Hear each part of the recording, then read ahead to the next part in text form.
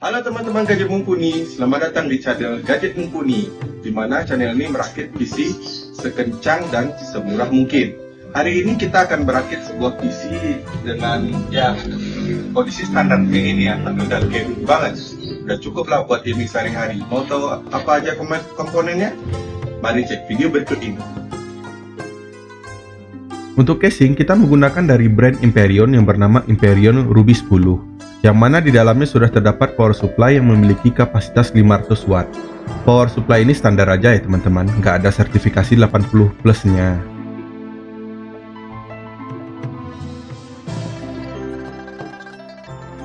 Sedangkan untuk storage, kita menggunakan dari brand Imperion lagi. Harganya lumayan murah walaupun speed read and write-nya lambat dibanding SSD SATA lainnya. Ada harga, ada kualitas ya lah ya teman-teman ya.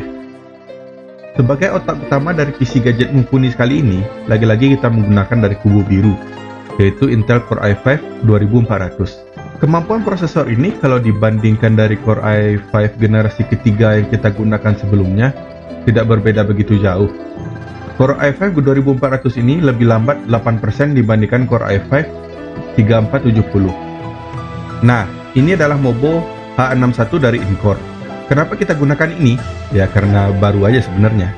Tapi tak disangka-sangka, ternyata Mobo ini memiliki slot SSD NVMe. Walaupun saya tidak tahu slot NVMe untuk generasi berapa. Jadi kedepannya bisa dipasangkan SSD NVMe untuk install Windows-nya. Dan juga untuk storage tambahan. Di dalam paket pembelian, Mobo ini sudah dilengkapi dengan surat garansi, buku panduan, CD instalasi, dan juga Mobonya itu sendiri. Untuk RAM kita menggunakan Hynix 1x8GB. Kenapa kita menggunakan hanya satu keping kali ini? Karena siapa tahu mau di-upgrade ke depannya dijadikan 16GB. Karena bagaimanapun dual channel lebih baik kemampuannya dibanding single channel. Sehingga kita tidak perlu membeli 2 keping 8GB dan menjual 2 keping 4GB seperti rakitan PC kita sebelumnya. Karena kita menggunakan power supply yang tidak bersertifikasi 80+, maka kita gunakan VGA yang irit daya saja. Kali ini Gadget Mumpuni menggunakan VGA irit daya yang sudah mumpuni, yaitu Nvidia GT 730 DDR5 2GB dari Furion. Dan VGA ini dalam kondisi baru ya teman-teman. Jadi, dalam rakitan ini hanya prosesornya saja yang tidak baru. Gimana? Keren kan? Oh ya BTW, fan prosesornya kita menggunakan stok cooling aja ya, yang 25 ribuan lah.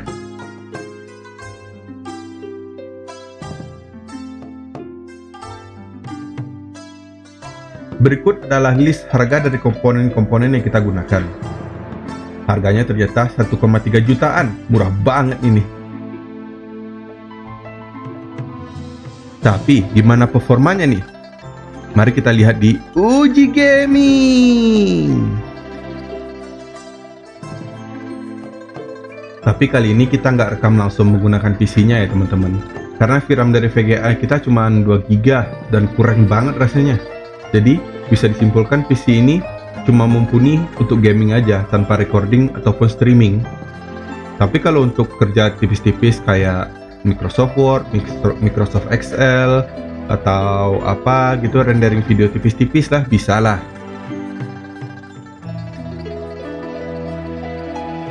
Game pertama yang kita coba adalah Genshin Impact dari HoYoverse, di mana kita mainkan dengan preset low 60 fps dengan render resolutionnya itu 1. Kita langsung coba di konten endgame-nya, yang mana banyak hal terjadi di sini, seperti monster spam, skill spam, angka-angka berterbangan, damage berterbangan, dan hasilnya FPS di awal game memang antara 34 sampai 37. Tetapi setelah itu naik ke 45 sampai 50 setelah VGA-nya ngerender full untuk game ini ya. Kita juga udah coba di render resolution 0,6 dan game ini bisa lancar di 60 fps. Mantep nggak tuh? Udah nyaman banget lah untuk main sampai endgame-nya ini, Genshin.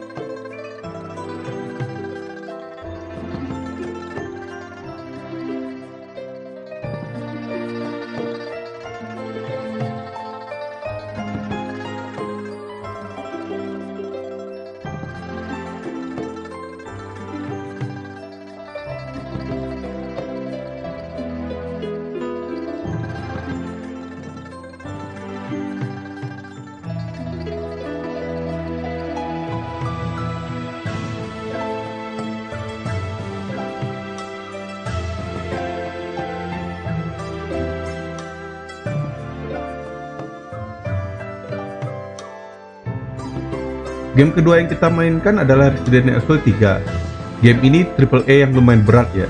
Kita mainkan di settingan 900p low dan mendapatkan FPS rata-rata di 34an. Saat tidak terjadi apa-apa, kayak jalan-jalan dalam ruangan bisa sampai 50 FPS-an lebih. Dan saat zombinya banyak, FPS-nya rata-rata di 32an FPS ya. Tidak ada FPS drop yang mengganggu saat bermain, karena FPS dropnya saat game saat penting-penting gitu ya, kayak nembakin, kabur-kabur gitu, hanya dropnya itu 2-3 FPS saja. Masih sangat nyaman dimainkan lah. Saya sempat aja main game ini hanya 30 FPS. Ups.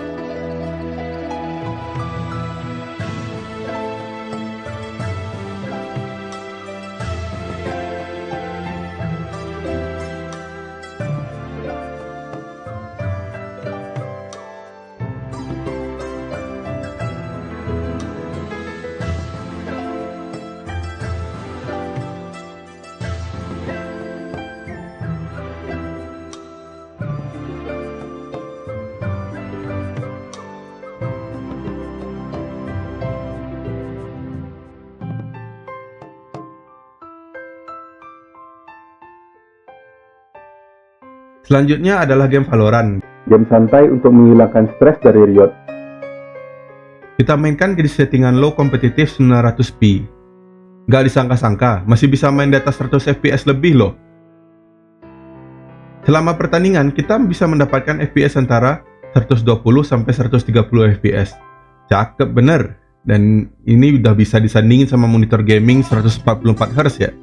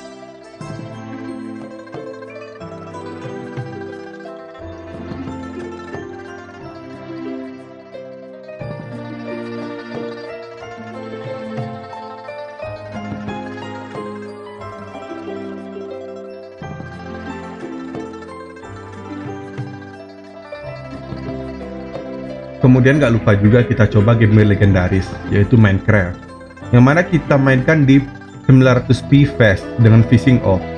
Hasilnya, kita masih bisa mendapatkan FPS yang tumpeh-tumpeh ya, antara 100-120 FPS. Masih bisa diajak mabar Minecraft bareng teman-teman ini. Tapi ingat, nggak usah dipasang shader berat-berat ya, kasihan VGA-nya.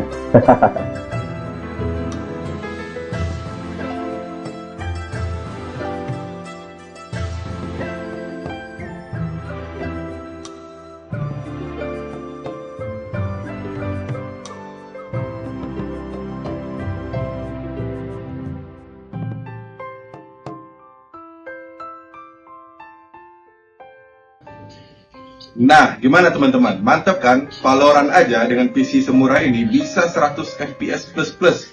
Genshin udah bisa di 40 lah sampai 60 FPS. Kalau kita turunin shader kali-kali itu jadi 0,6, dia bisa rata di 60 FPS.